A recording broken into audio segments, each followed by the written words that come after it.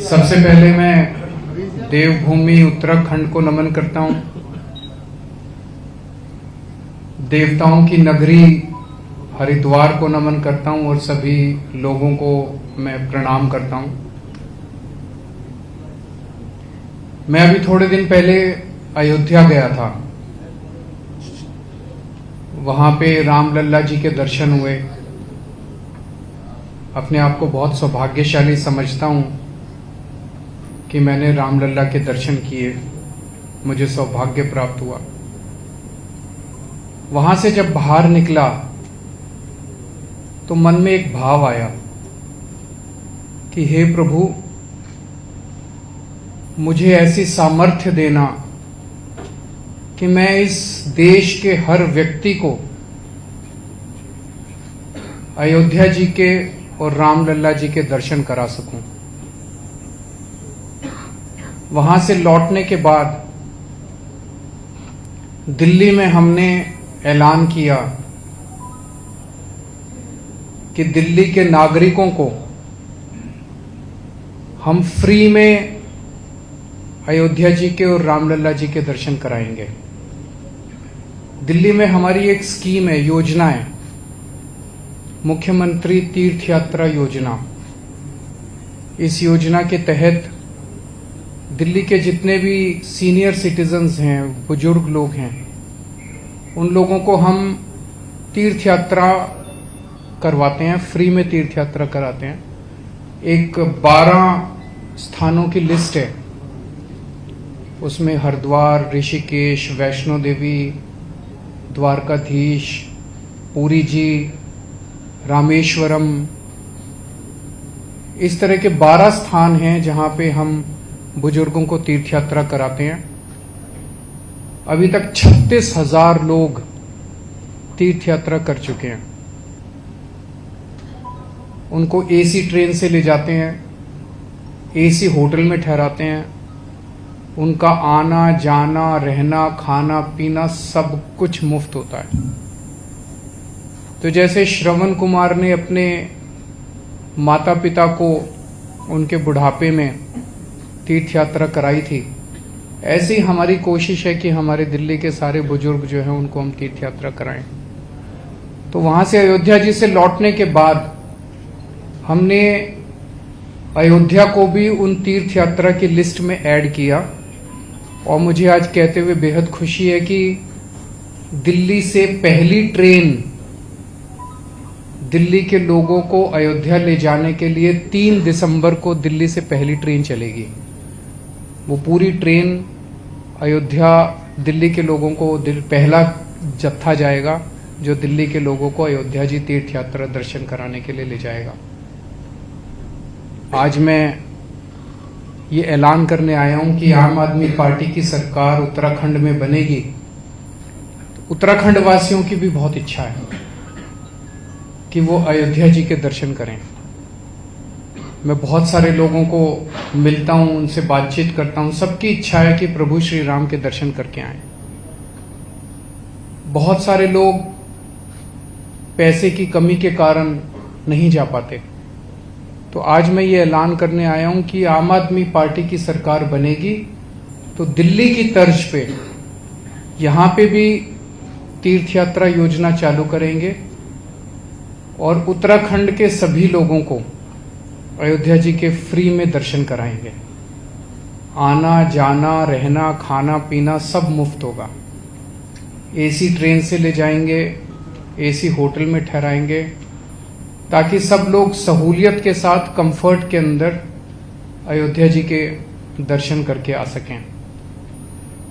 इसके साथ साथ अपने मुस्लिम भाई भी हैं, उनके लिए अजमेर शरीफ का प्रावधान रखेंगे और जो अपने सिख भाई हैं उनके लिए करतारपुर साहब का, जो अभी शुरू हुआ है 2 दिन पहले, उसका प्रावधान रखेंगे। उनको वहां पे फ्री में दर्शन करा के आएंगे। तो मैं समझता हूं कि सब लोगों को ये पसंद आएगा। हमारी पहली पार्टी है जो कि जनता के मुद्दों के ऊपर काम करती है। हमारी पहली पार्टी है जो कि आके कहती है कि हमें वोट दो, हम आपका लोक भी सुधारेंगे और परलोक भी सुधारेंगे। इस जीवन में आपके बच्चों के लिए अच्छे स्कूल बनाएंगे, अच्छे अस्पताल बनाएंगे, 24 घंटे बिजली देंगे, मुफ्त बिजली देंगे, अच्छा पानी देंगे, सड़कें देंगे, रोजगार देंगे और आध्यात्म के लिए आपको मुफ्त तीर्थ यात्रा भी कराएंगे। तो एक इंसान के जीवन से जुड़े हुए सभी आयामों को एक जिम्मेदार सरकार होने के नाते हम पूरा करना चाहते हैं। अगर आपके कोई प्रश्न है तो इस पे। केजरीवाल जी, आपने अभी तक कुल 3 घोषणाएं की और जिसमें स्वास्थ्य भी शामिल रहा है। आखिर उत्तराखंड का जो पूरा रोड मैप है वो कब आएगा? सारा धीरे धीरे करके चुनाव के पहले आपको कंप्लीट रोड मैप देंगे। ये करने का हमारा मकसद है, जैसे मान लीजिए जो पार्टियां होती हैं, एक जो ट्रेडिशन चला आ रहा है, पार्टियों के पहले एक लोग अपने एसी कमरे में बैठ जाते हैं, एक 70-80 पॉइंट का मैनिफेस्टो बना देते हैं, वो जारी कर देते हैं। ना तो जनता को पता है मैनिफेस्टो में क्या लिखा है, और जब पार्टियों से पूछा जाए चुनाव के बाद कि जी आपने तो कहा था 15-15 लाख रुपए देंगे, तो कहते हैं वो तो चुनावी जुमला था। तो मैनिफेस्टो उनके लिए चुनावी जुमला है। इसीलिए मैं एक एक पॉइंट लेके आता हूं ताकि वो पॉइंट आप लोगों को सिंक कर जाए, आप याद रखें, और चुनाव के बाद अगर मैं पूरा ना करूं तो आप मेरी गर्दन पकड़ सके कि केजरीवाल जी आप कह के गए थे, हमको याद है अभी तक। सर, आज उत्तराखंड में आपका तीसरा दौरा है चुनाव का, तो आज जो तीसरी गारंटी है वो आपने फ्री यात्रा वाली गारंटी की, यही सर? हाँ जी बिल्कुल, अयोध्या जी में रामचंद्र जी के दर्शन कराएंगे। मेरा प्रश्न ये है कि भाजपा और कांग्रेस के बीच आपके लिए आप कितना स्पेस देखते हैं? हम भाजपा और कांग्रेस के बीच स्पेस नहीं देखते, हम आपके बीच स्पेस देखते हैं, हम जनता के बीच स्पेस देखते हैं।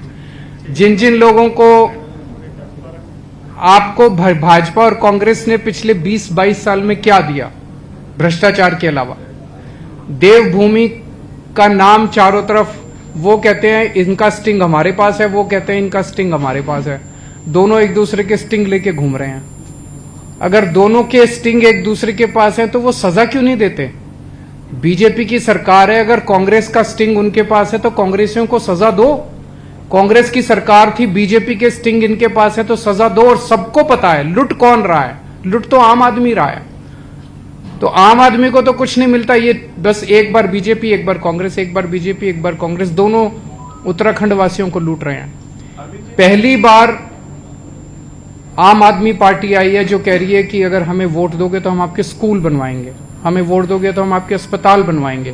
कोई पार्टी, मैं आज आप लोगों को भी चैलेंज करता हूं, इनसे जब इनकी प्रेस कॉन्फ्रेंस में जाओ इनसे पूछ लेना कि भाई केजरीवाल आया था कह रहा था स्कूल बनवाऊंगा, आप भी बनवाओगे क्या स्कूल? कोई पार्टी बता दो पूरे देश के अंदर जो ये कहे कि मैं आपके बच्चों के स्कूल बनवाऊंगा इसलिए मेरे को वोट दो। कोई नहीं कह सकती, क्योंकि उनको स्कूल बनवाने ही नहीं आते, उनकी नीयत ही नहीं है। कोई पार्टी कह दे कि हम आपके अस्पताल बनवाएंगे इसलिए आपको हमको वोट दो, नहीं कह सकते, उनको आते ही नहीं, उनकी नीयत ही नहीं है। पूछना उनसे इसमें जाके, और अगर कहें हाँ बनवाएंगे तो बोलना जी कहां बनवाए, आपकी तो इतनी राज्यों में सरकारें हैं, 70 साल में इतनी बार मौका मिला, कब बनाए? दिल्ली के अंदर लोगों ने एक मौका दिया था, दिल्ली का हुलिया बदल दिया। दिल्ली के लोग इतने खुश हैं कि उसके बाद उन्होंने दूसरी पार्टियों को कभी मौका नहीं दिया। आज मैं उत्तराखंड वासियों से केवल ये कहना चाहता हूं, एक मौका आप हमें दीजिए, एक मौका। आप सारी पार्टियों को भूल जाएंगे, परमानेंटली भूल जाएंगे। अरविंद जी, एक सवाल ये महत्वपूर्ण है कि आम आदमी पार्टी को लेकर एक करके इनसे फिर आपका पूछ लेते हैं। आम आदमी पार्टी के बारे में ये आम विचारधारा है कि आम आदमी पार्टी अरविंद केजरीवाल, इसीलिए जब हम आपका पोस्टर देखते हैं केजरीवाल की तीसरी गारंटी आम आदमी पार्टी की जगह, और यही दो सवाल जो महत्वपूर्ण उठाए आपके पुराने साथियों ने, जो अक्सर उठाते भी रहते हैं, आपका प्रकाश रहते हैं, योगेंद्र यादव और कुमार विश्वास, क्या आम आदमी पार्टी में सिर्फ अरविंद केजरीवाल है, क्या लोकतंत्र नहीं है? देखो, दूसरी पार्टियों से तो ज्यादा ही लोकतंत्र है। तो दूसरी पार्टियों की भी फोटो देख लो और हमारी। आम आदमी पार्टी आम आदमी के बारे में है। अभी जैसे मैंने कहा कि हम स्कूल के नाम पे वोट मांगते हैं, हम लोगों के स्कूल बनवाते हैं, हम लोगों के अस्पताल बनवाते हैं। कोई दूसरी पार्टी बनवाती है? किसी दूसरी पार्टी ने कहा हो कि हम आपके बच्चों के स्कूल बनवा देंगे इसलिए वोट दो? तो आम आदमी पार्टी इज इक्वल टू आम आदमी। 10 लाख नौकरियां दी, मैं डेटा दे दूंगा, आ जाना। अभी हमने जॉब पोर्टल बनाया था जब कोरोना की बीमारी फैली ना। कोरोना की बीमारी के दौरान 2 घटनाएं घटी।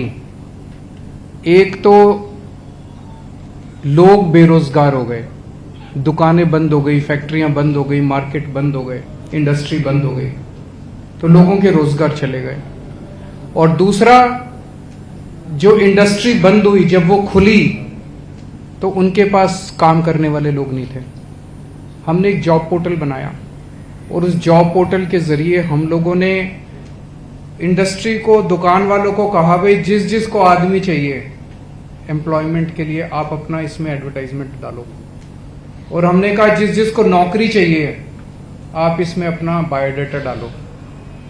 उस एक के जब ये शुरू किया था हम लोगों ने पोर्टल, मेरे को ये लग रहा था कि अगर 2-3 महीने में 25-30 हजार अगर आ गए तो मैं इसको बड़ा सक्सेसफुल मानूंगा। 1 महीने के अंदर 10 लाख नौकरियों के उसके अंदर वो आए थे। इंडस्ट्री ने और ट्रेड ने 10 लाख नौकरियों के वो किए थे और मैचिंग लोगों को नौकरियां मिली थी। इसके अलावा भी ढेरों, जैसे हमने door step delivery of services किया, आपने सुना होगा। दिल्ली के अंदर अब अगर आपको कोई भी सरकारी विभाग में काम कराना है तो आपको दफ्तर जाने की जरूरत नहीं है। हमने एक 1076 नंबर जारी किया हुआ है। उस नंबर पे आप फोन करो, आपसे पूछा जाता है कि आपको दिल्ली सरकार से क्या काम है। आप बोलते हो जी मेरे को राशन कार्ड बनवाना है, तो वो बंदा कहता है जी राशन कार्ड बनवाने के लिए ये डॉक्यूमेंट चाहिए, मैं आपके घर कितने बजे आऊं? फिर आप कहते हो जी आप रात को 10 बजे आना, क्योंकि मैं तो लेट आता हूं नौकरी से। रात को 10 बजे आपके घर दिल्ली सरकार का कोई व्यक्ति आता है आपका काम करने के लिए। आप अपने डॉक्यूमेंट तैयार रखो, आपके घर आपका राशन कार्ड बना के देके जाता है। किसी सरकारी दफ्तर में दिल्ली में जाने की जरूरत नहीं। तो ये door step delivery of services में जितने एजेंट्स नियुक्त किए गए, ढेरों लोगों को उसमें नौकरियां मिली हैं। इतने मोहल्ला क्लिनिक बनाए, हर मोहल्ला क्लिनिक में कम से कम 4-4 लोगों को नौकरियां मिली हैं। तो रावत साहब को बोलिए आओ हमारे दिल्ली, जरा आपको दिखाते हैं कि कितने लोगों को नौकरियां मिली हैं।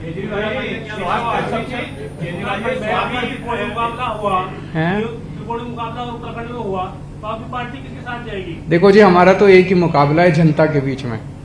जनता ने तय करना है।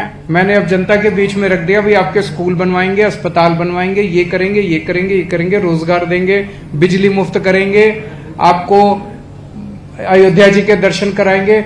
जनता को पसंद आएगा, मौका देगी, हम काम करेंगे। मौका किसी और को देगी तो उनकी जनता की मर्जी। स्वास्थ्य सबसे बड़ा मुद्दा है आज स्वास्थ्य सबसे बड़ा मुद्दा है। और केंद्र सरकार ने जो योजना लागू की थी आयुष्मान योजना, आपने वो दिल्ली में लागू नहीं की। अब जब चुनाव आ रहे हैं, आपके उप मुख्यमंत्री मनीष सिसोदिया जी ने कहा है कि 2020-21 से इसको लागू किया जाएगा आयुष्मान।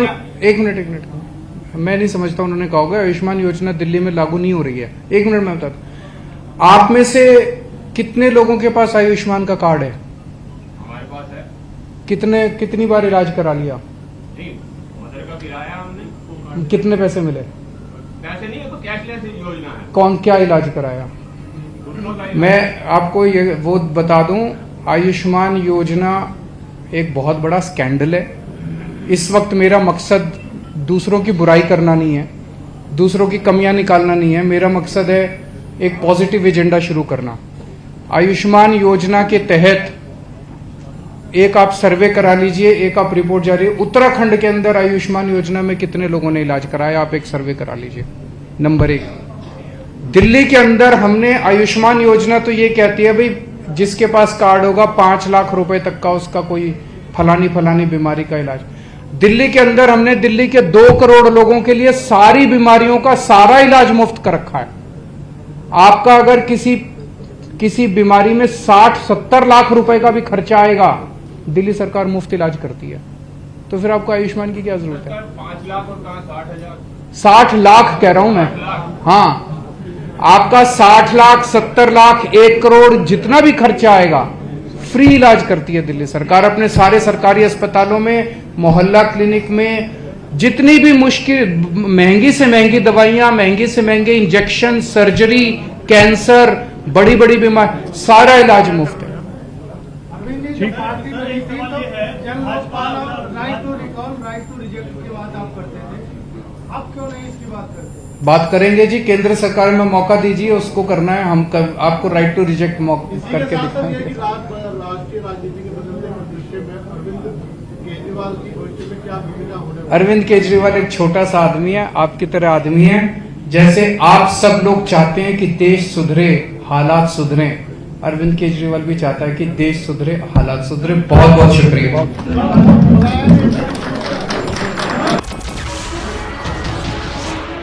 नमस्कार, मैं हूं मानक गुप्ता।